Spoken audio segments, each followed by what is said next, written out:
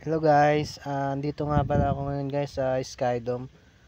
Dito po yan sa hospital po. Kasama ko po dyan yung tito ko at ang mga kasamaan ko po guys.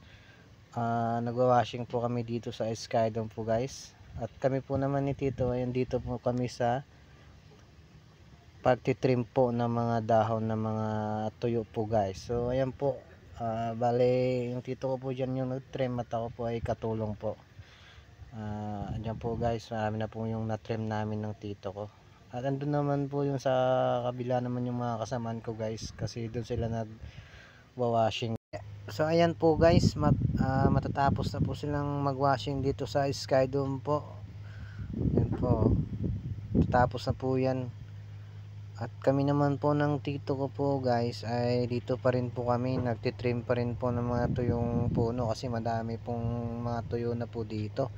So ayan po guys, yung tito ko hindi pa po yan pagod, malakas po yan. Marami na po yung na-trim po namin guys, so isang plastic na po yan. So ayan. So ayan po guys, natapos na po kaming mag-trim doon at saka mag-washing po. Ayan na po yung nakuha namin guys. So sobrang dami po niyan ng mga tuyong dahon po at itatapon na po namin yan guys ng dito ko.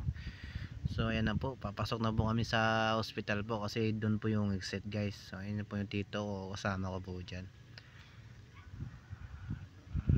Ayan po, sobrang dami pong mga tuyong dahon na guys nang nakuha namin ng tito ko. Pero okay lang, hindi naman pagod, hindi naman nakakapagod guys. So laban lang po para sa buhay at pag-asa, para sa trabaho po guys. Hello guys, dito po kami sa tapunan ng basura po. Tapos lang po namin mag-trim trip po ng sa Skydome. Kasama ko po yung tito ko, yun po mga guys. Kasama po namin.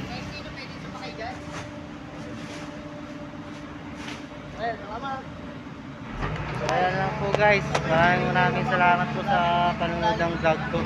Sana po ay mag-enjoy po kayo.